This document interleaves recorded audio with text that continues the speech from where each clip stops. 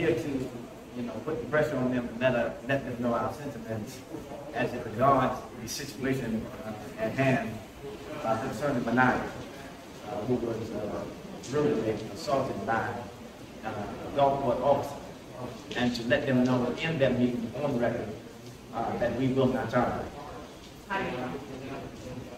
It went pretty good, but they will pull that political stunt to tell the public and his family who has questions and pain behind this, mental pain behind this, that they cannot say anything.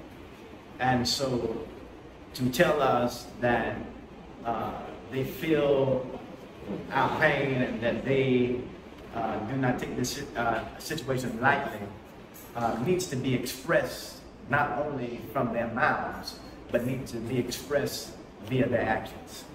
Okay. Concerns, I guess, that were expressed today.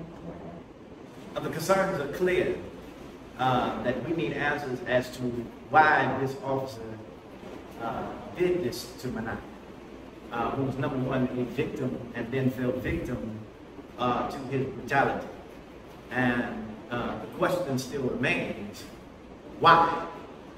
And we've got to let them know in return to our questioning that we will not back down until we get those answers and until we get accountability and the transparency that is needed in this case.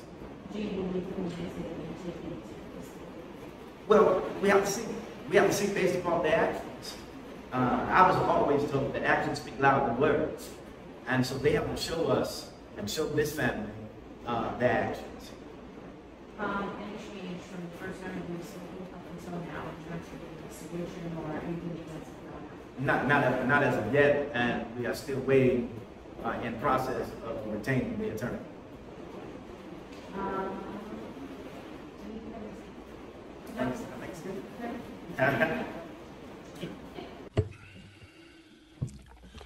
Hey, welcome. Thank you. Bryce Graham, Second Vice President, National Network, Central Florida Chapter. I'm here because I was called here for injustice. And whenever I come to a city, I like to see where it is that I'm coming. And so I did an extensive search here about the city of Gulfport, Florida. And as I can see that there has been decade-long history of racial injustice and disparities here in Gulfport, Florida. But might I say that is not why I am here today. I'm here today because there was injustice by one of your officers using excessive force against a 15-year-old by the name of Mania Sharif. Take into consideration what happened that day when 15-year-old Mania Sharif was a victim herself by being bullied by 6 girls and then being victimized by one of your officers. How would you feel if it was one of your children, one of your grandchildren, being victimized by an officer, brutally beaten by this officer? And so I've come to say, as I have done all across this country, that we will not tolerate this type of excessive force to our babies, our most precious commodity, our babies who are the future of this country. And so I come to say that Gulfport must make the wrong right and give us answers and transparency as to what is going on in this matter. And I've come to say, I don't know what type of police department that this is, but I know an officer can be suspended when there is a pending investigation. And as the police chief has written on Facebook, that he cannot do that. I called for an independent investigation. He said that he could not do it. And I know that is a lie. So I've come to say that there's a new sheriff in town, and we won't rest until we get justice and answers for this community. All right, thank you. Do you want to take your sheet there with Manaya's picture on it?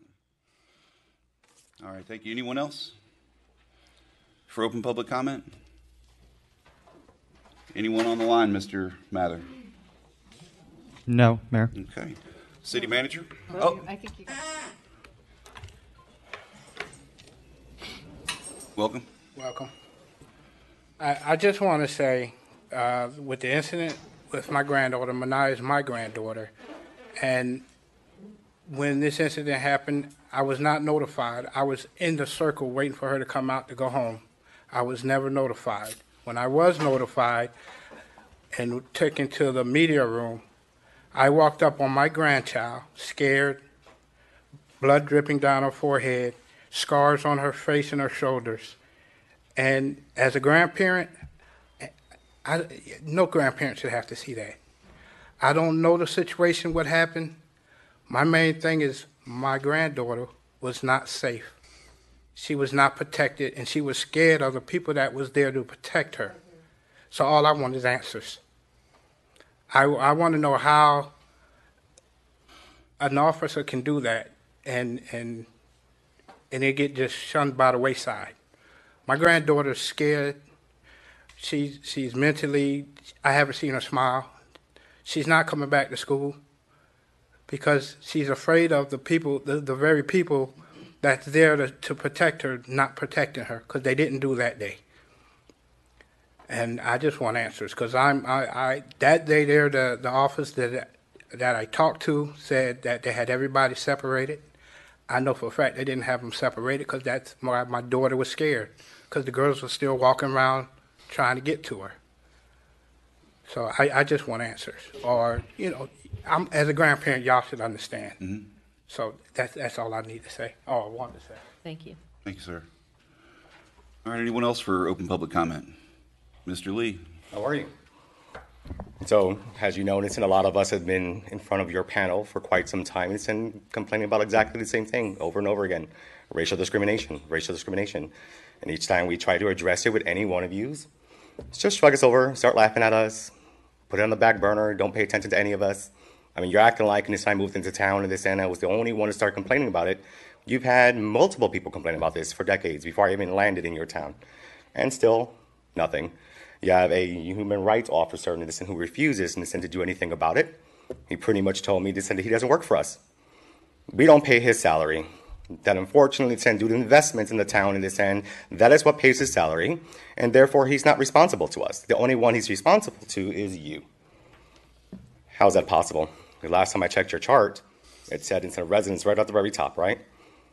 Then right after that, instead was whom? So how many more times must a person continue to keep asking for your help? I mean, you seem to open up a workshop for everything else. But not one time it doesn't have you afford any of us and it's going to sit down, but you utilize and send your police force and send you weaponize them to come after us. So when do you plan to stop it? We have to continue to keep going through the same thing over and over again, and how many more years do you want to continue to keep going back and forth with this bully? Because the only ones right now in the position of power and it's going to do anything about it is you. We're supposed to come to you. I've been to you, you say you don't see it, meanwhile it's again, same thing, you just chucked at me the last time I asked you the same question. Your husband's running around calling people niggers. Who else? Hey, we're not.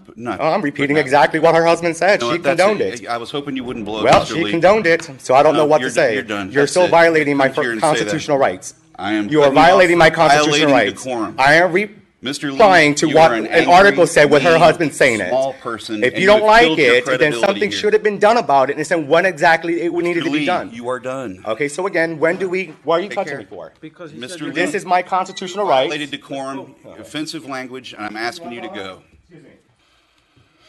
Again, violating people's constitutional rights. Violating the decorum of this room multiple times. Apologies to all. Anyone else for open public comment? Yes, ma'am.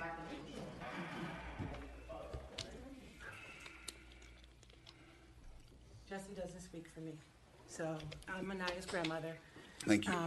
What I'm upset about is you have a Facebook page that is your Crime Watch. We reported this crime on your Facebook. Use your microphone. Oh, I'm sorry.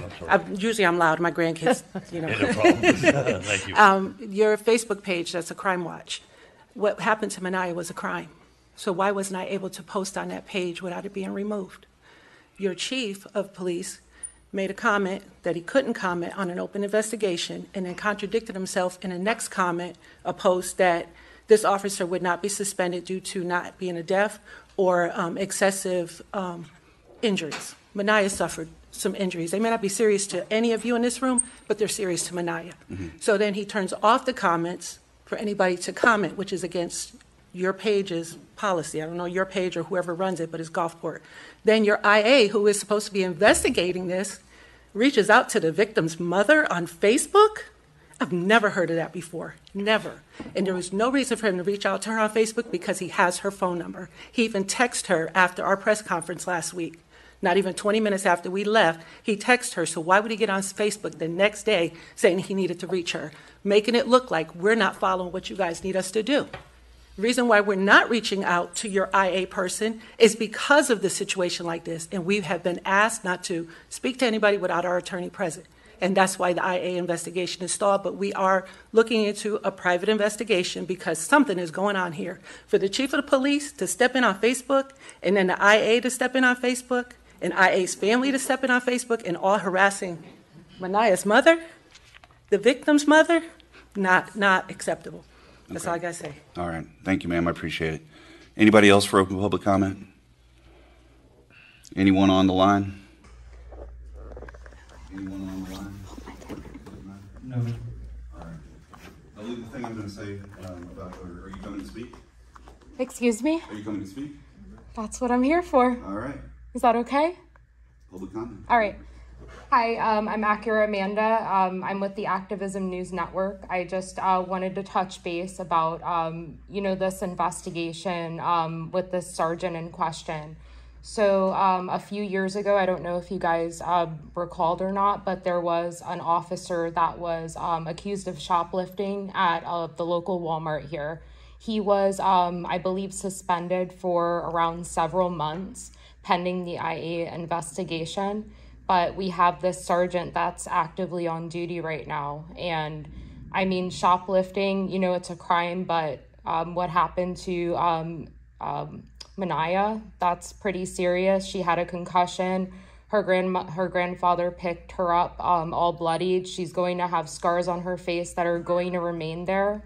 So I just don't agree with this officer continuing to be policing your community at this point. Thank you. Thank you. Thanks. Anyone else for open public comment? So what I was going to say is, folks, because this is still under, yes? Unrelated. How you doing? I'm fine in some ways and not fine in others after hearing the pain this family's gone through. I'm here to speak about a number of things that decisions have to be faced up to by all the commissioners and the mayor, whether it be this incident that's been talked about extensively today, or the rents that are running people out of town, the uncontrolled Airbnb situation that it seems like decisions are not being made around.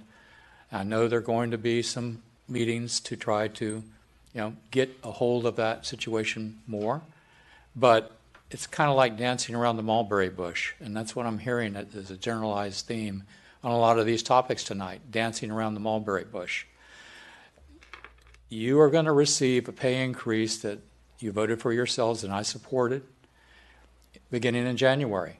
And it's a reality that Gulfport is no longer the sleepy little town. We've got to step up and look at these situations. I don't want Gulfport to become like St. Pete Beach, a hollowed out community, where essentially it's just people coming in and out predominantly. There are a few people who live out there, but predominantly it's just people going in and out in the tourist area, and it's a tourist strip. Gulfport is a community, And we need to step up to the community concerns, whether it be racial, whether it be rent fairness, whether it be getting a hold of the situation with the Airbnbs. You can't dance around the mulberry bush anymore. So I'm just calling out for all the people who have moved here, who've bought homes here, who are looking for community, for you to step up to address these issues. And it reminds me of something I saw a long time ago. It was a poster. Back in the days when posters were real popular, everybody got posters and everybody put posters up. There was one poster I bought, and I thought it really put it in a nutshell. It said, "Not to decide is to decide." When you put something off long enough, you've not decided, and so it's been decided for you. That's not what we're looking for from this council and from the leadership of our community. We're looking for you to be public servants, to serve the people, whether it be the pain of the people, the desire of the people to have a community and to live in harmony. That's all I have to say tonight. Thank you. Anyone else for public comment this evening? Anyone on the line, Mr. Mather? No, Mayor. All right, so what I was going to say to the folks who came in to speak about this, we take it very seriously, and that's for sure. And to the comments relating to the past of Gulfport, it's a past like a lot of towns in the South and throughout America, and yeah, there's our scars on us, but those days are gone, and we are not the city that we once were. And I want to tell you that this investigation, because it involves the school board property, it involves a minor, and it involves the jurisdiction of our police, we can't say anything about it while the investigation is underway. But once that is all done, it will be public record and it will be transparent. And I encourage those of you to speak with the police and work through this. And if your daughter has it in her to have that conversation, then I hope that she will. But none of us up here are taking it lightly, and that's what I want to leave you with. Thank you.